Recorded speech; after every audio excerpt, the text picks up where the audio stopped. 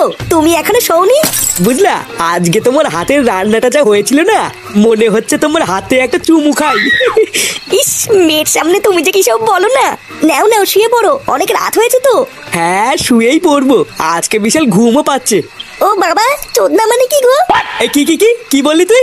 এইসব বাজে কথা তুই কোথা থেকে শিখেছিস? হ্যাঁ, আমি কি জানি নাকি? ফাটা আমাকে স্কুলে গিয়ে শিখিয়েছে। কি তোকে এইসব কথা ফাটা শিখিয়েছে? তোকে আমি কতবার বলেছি না স্কুলে গিয়ে এইসব বাচ্চাদের সাথে একদম কথা বলবি না। আরে বাবা ছাড়ো না, বাচ্চা কাচ্চা মানুষ তো, তাই কি নাকি বলেছে। ফাটা বাচ্চা নাকি? ও একটা না পাকা শান্তির ছেলে। লেওরা নিজের মতন আমার মেয়েটাকে উল্টো পাল্টা শিখাচ্ছে। দাঁড়াও, ওই চুদির ভাইকে দেখাচ্ছি মজা।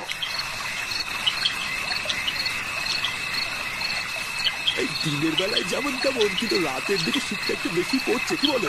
হ্যাঁ, তা যা বলেছে। কি হলো কাকা, থেমে গেলে যে? কেমন যেন একটা আজব শব্দ আসছে না?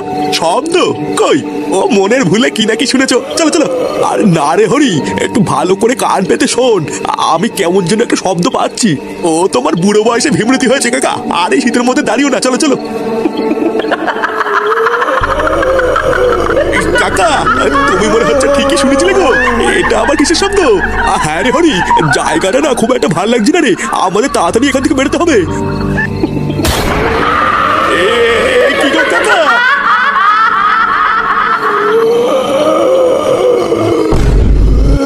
হরি, এই হরি, হরি আমাকে ছেড়ে যাস না।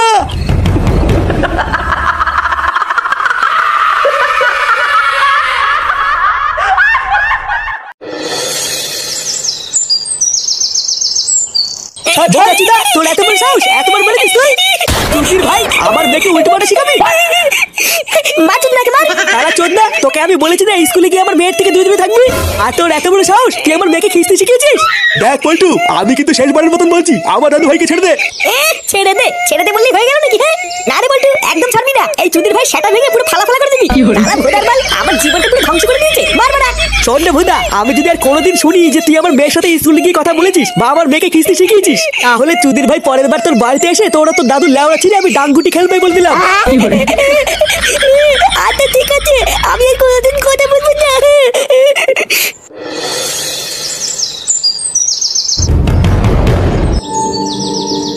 কি আশ্চর্য, কালকে সকালেই হারানদার সাথে কথা বললাম, আর এক রাতের মধ্যে এত কিছু ঘটে গেল, এ তো আশাই করা যায় না।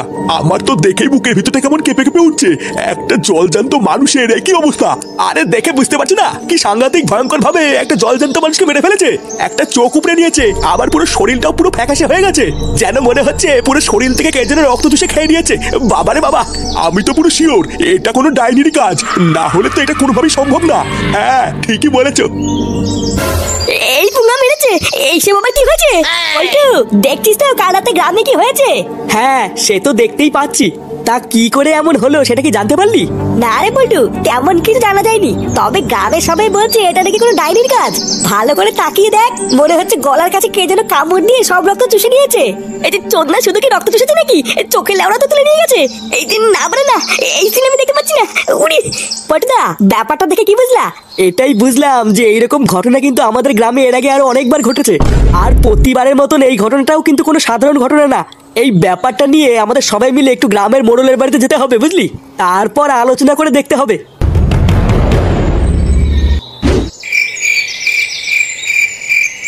তা মোড়ল মশাই, গ্রামে কি হয়েছে সবই তো শুনলেন, এবার বলুন কি করা যায়? দেখো, এই বিষয়ে আমি আর তোমাদেরকে কি বা বলবো আর কি বা করবো বলো। আমি হইলাম গিয়ে এই ভাতারবাড়ি গ্রামের ছোট্ট একটা মোড়ল, তাই না? সেইখানে দাঁড়ায় আমার কাজ হইলো কিনা গ্রামের যদি কেউ অপরাধ করে তারে শাস্তি দেওয়া। এখন এর থেকে বেশি তো আমি আর কিছু করতে পারতেছি না, তাই না? কিন্তু মোড়ল মশাই, আপনি যদি আমাদের পাশে থাকতেন তাহলে আমরা আসল দোষীকে খুব তাড়াতাড়ি খুঁজে বের করতে পারতাম। আমরা যদি তাড়াতাড়ি দোষীকে ধরতে না পারি তাহলে হয়তো গ্রামে আরো বড় বিপদ আসবে। দেখো পল্টু, হ্যাঁ মানতাছি তোমরা একটা ক্লাবের সদস্য, তোমাদের একটা দায়িত্ববোধ আছে, কিন্তু তোমরা ছাড়াও তো এই গ্রামে আরো 2-4টে ক্লাব আছে নাকি? তারা যখন চুপ করে বসে আছে, তোমরাও তাদের মতন চুপ করে থাকো। এইটা হইলো কি পুলিশের কাজ। তা এই বিষয়ে শুধু আমি কেন, তোমাদেরকে কেউই সাহায্য করতে পারবে না। চুদির ভাই, তা কি বাজে মোড়ল হয়েছে তুমি যে কোনো সাহায্য করতে পারবে না? গ্রামে সবাই মরে যাচ্ছে আর উনি বসে বসে মাছ হচ্ছে। চোদনা মোড়ল হয়েছে উনি, গুদের মোড়ল। চল তো পড়তে চল, এইসব বাচ্চা লাগাতে থেকে না কোনো লাভ হবে না, বুঝলি? লেওরা আমি বুঝে গেছি, এবার যা করার আমাদের বাচ্চা ক্লাবকে করতে হবে।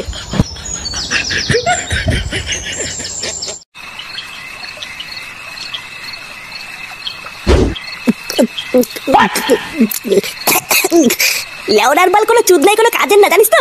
ওদা আমরা কত আশা করে গেলাম, ভাবলাম গ্রামের মোড়ল হয়, হয়তো কোনো সাহায্য টাহায্য পাবো। আর মুকাচুদা মোড়ল বলে কিনা এটা নাকি উনার কাজ না। তা উনার কাজটা কি? হ্যান্ডেল মারা। চোদ না, আমি যদি গ্রামের মোড়ল হতাম না, তাহলে দেখিয়ে দিতাম চোদন কাকে বলে। হ্যাঁ সবই তো বুঝলাম, কিন্তু তুই এত খোঁজে যাচ্ছিস কেন?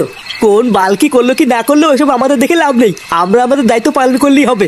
আচ্ছা পল্টুদা, পুরো গ্রামটাকে পাহারা দেওয়ার জন্য যদি আমাদের ক্লাবের তরফ থেকে সেভিক ভলেন্টিয়ার দিই তাহলে কেমন হয়? আরে না না, পাগল হলে নাকি? ওই চোদনাগুলো আমরা মোড়লের উপরে, লেওড়াগুলোকে করতে বলবো, বাল আর করে ফেলবে ছাল, দরকার নেই। হ্যাঁ ঠিকই বলেছিস, অত ঝামেলার ভিতরে যাওয়ার দরকার নেই। দাঁড়া কাল সকালটা হোক, তারপরে ঠান্ডা মাথায় ভেবে দেখতে হবে আমাদের ক্লাবের তরফ থেকে গ্রামের সেফটির জন্য কি করা যায়।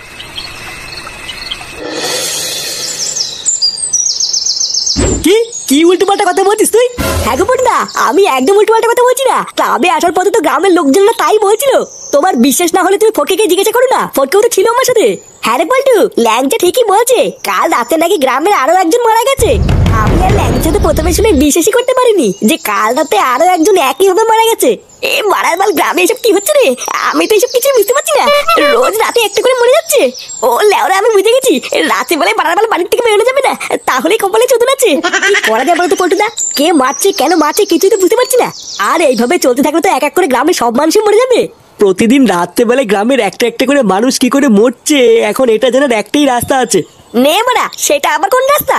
রাস্তা নয় রে, রাস্তা না, চৌরাস্তা, আমাদের গুদুম বাবা।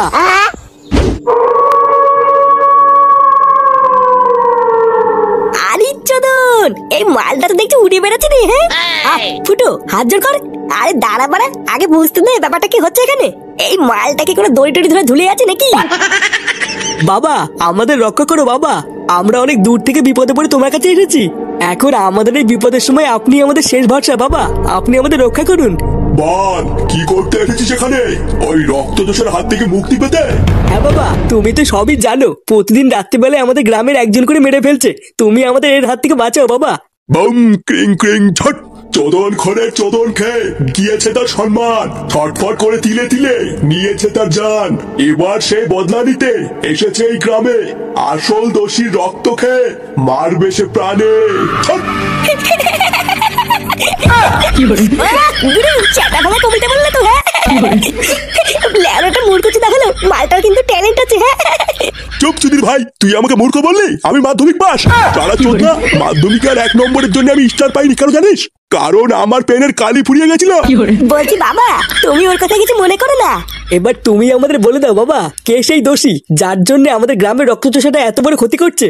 আর এই রক্তচোষাটা কোথায় বা থাকে, আমরা তো কিছুই জানি না বাবা। ও থাকে একটা গভীর জঙ্গলের পুরনো বাড়িতে, আর রাতের অপেক্ষা করে, কারণ রাত হলেই ও প্রতিশোধ নেওয়ার জন্য বাড়ি থেকে বেরিয়ে আসে।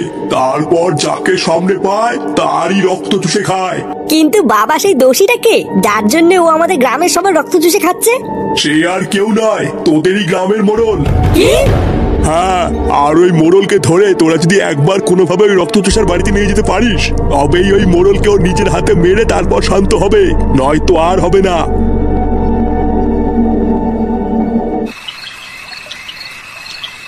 আর মারানির ভাই, এবার আমি বুঝেছি ওই মোড়ল কেন আমাদের কোনো সাহায্য করলো না।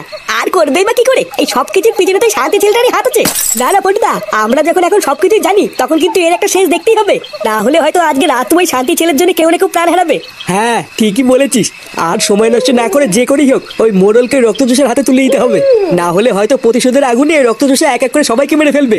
চালা মাদার বোর্ডের বাচ্চা মোড়ল, বাইরের থেকে তো দেখে মনে ভাজা মাছটা উল্টে খেতে পারে না, আর এইদিকে নাকি একটা নিরীহ মেয়ের ইজ্জত নিয়ে তাকে মেরে ফেলেছে। ফোদার বল, তুই আমাকে একবার বল পল্টু, আমি একাই গিয়ে মোড়লের গোষ্ঠী গুড় মেরে দিয়ে আসবো। তুই এক কাজ কর ল্যাংচা, তুই আর ফুটো গিয়ে যেভাবেই হোক ওই মোড়লকে বাড়ি থেকে বের করে রক্তচোষার বাড়ির সামনে নিয়ে আয়, তারপর মালটাকে বোকাচোদা বানিয়ে যদি একবারই রক্তচোষার হাতে তুলে দিতে পারি ব্যাস। কিন্তু পল্টুদা সকালবেলায় ফটোই চুদির ভাইকে যা কিস্তি মারলো, আমি আর ফটো কি ডাকলে তো চোদাটা আসবেই না। আসবে আসবে রে ল্যাংচা, চোদনে পড়লে এমনি দৌড়তে দৌড়তে আসবে। তুই আর ফুটো গিয়ে কি বলবি, এবার আমি কি বলছি সেটা মন দিয়ে শোন।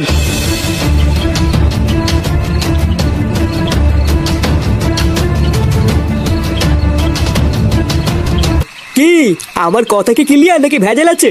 আরে হ্যাঁ হ্যাঁ, বুঝে গেছি বুঝে গেছি। এবার বারা তোরাও দেখবি এই ফুটোর অ্যাক্টিং কাকে বলে।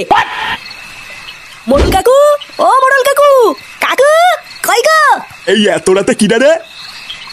কি তোরা, তোদের এত রাতে কি চাই? লেওড়াগুলো বেড়েছে আমার বাড়ি থেকে। এ মা কাকু, তুমি তো দেখছি এখনো খোঁজে আছো। সকালের কথা কিছু মনে করো না কাকু, আসলে রাগ হয়ে গেছিল তো, তাই কি নাকি বলে ফেলেছি। এই দেখ ছোকরা, রাত করে না নাটক মারাবি না, ঠিক আছে? যা কবি তাড়াতাড়ি ক, না হলে বেরো। আরে কাকু, তোমার জন্য একটা হেভি খবর নিয়ে এসেছি গো, শুনলে তুমি এখনই লাফাবা। এই গ্রামে যে খুনগুলো হচ্ছিল না, সেই খুনিগুলোকে আমরা একটু আগে পাশের জঙ্গলে পুরো বাড়িতে ধরেছি। কি কস, ধরে ফেলাইছিস? আরে হ্যাঁ মানে হ্যাঁ, সত্যি ধরে ফেলেছি। পোল্টুর ফটকে তো ওখানেই আছে। আর শুধু ধরিনি, ধরার পরে আমরা এটাও জানতে পেরেছি যে ওরা ডাকাত। ডাকাত? ডাকাতে করছে এই কাজ? হ্যাঁ গো কাকু, আর আমরা ধরার পরে এটাও জানতে পেরেছি ওদের কাছে প্রচুর টাকা পয়সা সোনা দানা আছে। হ্যাঁ মানে হ্যাঁ, প্রচুর প্রচুর। ওই জন্য তো লেওড়া তোমাকে ডাকতে এসেছি। তুমি হচ্ছে গ্রামের মোড়ল, ওইসব টাকা পয়সা সোনা দানা সব তোমার কাছে রেখে দেবে। এই সুদির ভাইগুলো রাত দুপুরে কয় কি টাকা পয়সা সোনা দানা অনেক কিছুই আছে। একবার যদি ওই টাকা পয়সা সোনা দানা গুলো হাতে পাই, আমি তো অনেক বড় লোক হয়ে যাবো। না, এ দেখছি ঘরের লক্ষ্মী নিজেই হাইটে হাইটে আইছে, এই সুযোগ ছাড়া যাবে না। কই কই, চল চল, আমরা নিয়ে চল। আসো আসো কাকু, তাড়াতাড়ি আমাদের পিছনে পিছনে আসো।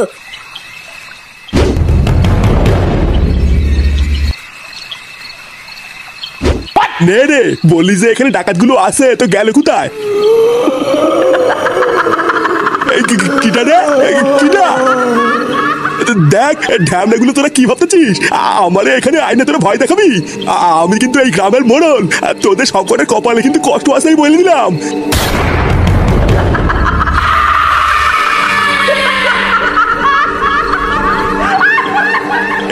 কি তুই? আমি তো তোরে মেরে ফেলেছিস তাই না? আজকে তোকে কে বাঁচাবে? এবার তোকে আমি তিলে তিলে মারবো, যেভাবে তুই আমাকে মেরেছিস। কি বলতেছিস এসব? আমার তুই মারবি?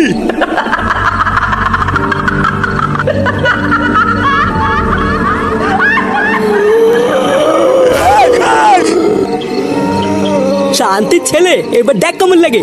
এবার থেকে সব শান্ত, আর গ্রামের কোনো মানুষই মারা যাবে না। চল এবার আমরাও যাই।